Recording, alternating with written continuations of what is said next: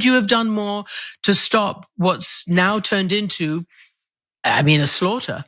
Well, Christiane, I think there's a larger dynamic that you have to take into account, because what were we trying to do? We're trying to get to an enduring solution that ended the horrific suffering of people on all sides, and especially in all the days since October 7th, Palestinians in Gaza. The ultimate defeat of Hamas actually is the realization of a Palestinian state alongside a secure Israel.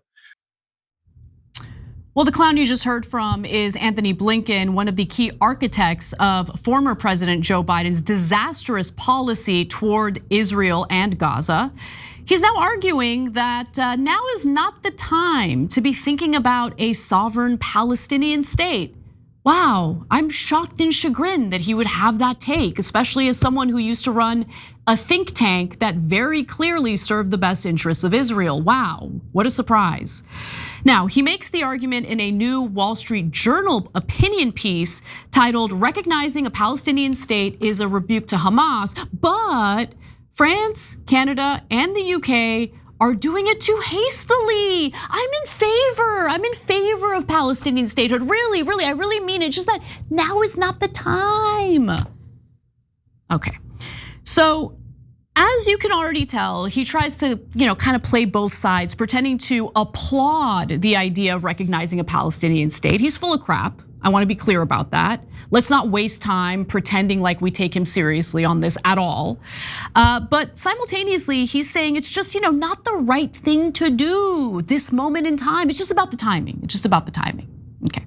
He writes, the decision by France, the UK, Canada, and Australia to recognize a Palestinian state in September is morally right and reflects a global consensus. More than 140 countries agree that the Palestinian people are entitled to self-determination alongside a secure deal. So that sounds good, like we could agree, but then he argues this. Yet with the Gaza crisis still unfolding, he means the genocide that's still unfolding. This focus on recognition seems totally beside the more pressing realities. Amid the suffering of Palestinian civilians and Israeli hostages, the Israelis and Israel's announced plan to occupy all or part of the enclave, averting famine, recovering the hostages, and ending the conflict in Gaza are the priorities. Talk of two states can wait.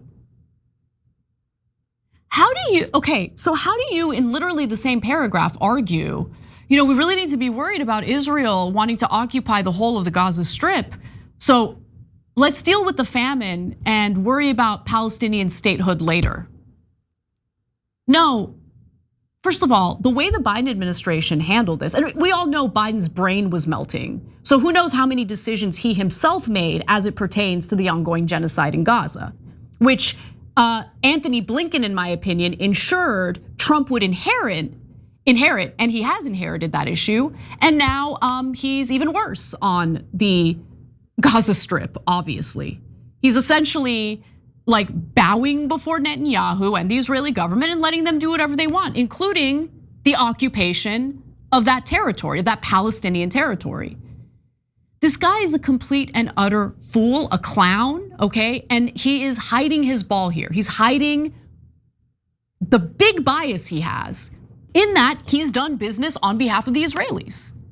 And that really did inform his decision-making as he was serving in the Biden administration. And by the way, the Wall Street Journal is firmly up Israel's ass, especially the editorial board. So it doesn't surprise me that the Wall Street Journal happens to be the place where Anthony Blinken publishes this just grotesque opinion piece about how the Palestinian people totally do deserve statehood and self-determination, but now is not the time.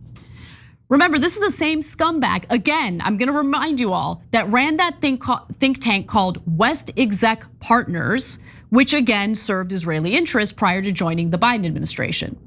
Now he continues, recognizing a Palestinian state at the appropriate time and in the appropriate way, however, could help enable Israel's departure from Gaza and accelerate the normalization of relations between Israel and Saudi Arabia, which many Israelis desire. I'm sure they do. Now, this is a low bar to clear, but to be fair to Blinken, he does also argue against Israeli occupation of Gaza. He doesn't mean it, if you ask me.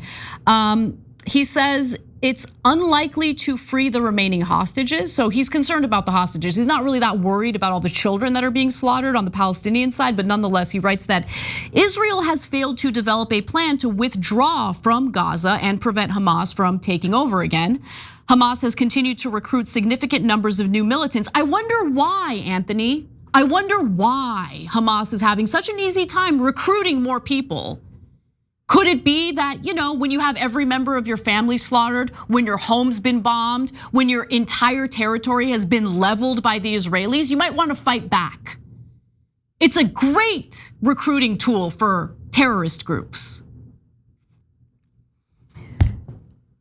Israeli occupation could perpetuate the misery of innocent Palestinians and be a recipe for an enduring insurgency that bleeds Israel militarily and morally. I mean, we're having a conversation about bleeding Israel morally. What morality are we talking about here? They're committing a genocide.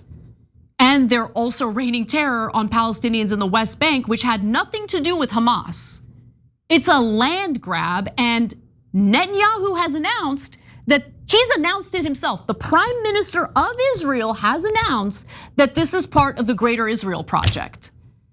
Something that I've been warning about. Everyone thinks that you're an anti-Semite if you warn about it, but the prime minister of Israel has said it out loud. So what now? Then he says that once the current crisis subsides, that's when forming a Palestinian state with the aid of other Arab countries, who, by the way, have done jack to help the Palestinian people, becomes necessary. Unconditionally recognizing Palestine won't produce a Palestinian state or end suffering in Gaza. Failing to require that Palestinians commit to steps to ensure Israel's security in return for recognition would fortify proponents of terror on the Palestinian side and rejectionists of Palestinian statehood on the Israeli side. You want to talk about Israelis or Israel's security? The country that has nukes, the country that told its own IDF soldiers to stand down as Hamas had invaded the country and started slaughtering people. Israel, the same government, by the way, that had intel on Hamas's planned attack a year in advance, chose to ignore it. And then 2 weeks prior to the attack, they had additional documentation showing that Hamas intended to kidnap hostages, and they didn't do anything about that either. Strange, right? We're talking about Israel's security. I think Israel, considering all the weaponry, both defensive and offensive, that we send over to them, can defend itself totally fine. That secret nuclear program that they do have it. So we're talking about their security. Okay, what kind of military do the Palestinians have? What kind of weaponry do the Palestinians have? What about the Palestinian security? Do they get an Iron Dome paid for by the American taxpayer, which we're doing for Israel? You're talking about Israel's security. This government is a joke. The American government is a joke, totally subservient to a foreign country, and that's Israel. Pathetic. He continues to write that there's a better way forward. France, the UK, Canada, and Australia should adopt, and the US should embrace, a time-bound, conditions-based path forward, recognizing a Palestinian state. Start and end points are a must, because no one will accept an endless process. Palestinians need a clear and near horizon for political self-determination. While Palestinians have a right to self-determination, with that right comes responsibility. I can't, this guy. With that right comes responsibility. What about responsibility for the Israelis? Is there ever gonna be any accountability for the Israelis? Ever? We're talking about accountability for the Palestinians who are currently being slaughtered thanks to our weapons. A genocide that could have been ended, by the way, if the Biden administration was willing to use its leverage, withhold weaponry until Israel pulls out of Gaza. But they were unwilling to do that, right? Because no accountability for Israel. But we're already having conversations about accountability for the Palestinian people if they want self-determination. He's not serious about self-determination. That's the truth. So let's not waste time pretending like Anthony Blinken, who was the real decision maker on foreign policy, has any interest in the self-determination of the Palestinian people. It's complete and utter garbage. He's a liar. Now, he lands on 3 years as the appropriate time frame for Palestinians to meet those conditions and show. Let's actually go back to the last graphic so you know what the conditions are. So while Palestinians have a right to self-determination, with that right comes responsibility. No one should expect Israel to accept a Palestinian state that is led by Hamas or other terrorists, that is militarized or has independent armed militias, that aligns with Iran or others that reject Israel's right to exist, that educates and preaches hatred for Jews or Israel, or that unreformed becomes a failed state. Do you want to talk about the hatred that's spewed by Israelis? The hatred that they're brainwashed into believing? Because I mean, there's endless videos of them literally talking about how they think it's okay for every single child to starve to death in Palestine. I'm not even kidding. Polling indicates that upward of 80% of Israelis are totally in favor of what's been going on in Gaza. That's what the polling says. Yes, there's some protests that take place, particularly when it comes to the family members of the hostages, because they don't want the hostages to be killed. But I don't know if they care about the lives of the children that are being slaughtered right now in Gaza. That's not what they're talking about. So you want to talk about hate campaigns, you want to talk about demilitarizing Gaza. Okay, so you're gonna have Israel, an enemy of the Palestinian people, nuked up, armed up. They've got the IDF, they've got Mossad. And then you're not going to allow the Palestinian people to have any line of defense or allies, really. He doesn't want the Palestinian people to have their own state. He is a liar. He puts a pretty little American white face on the biggest lie that you'll hear from the American government.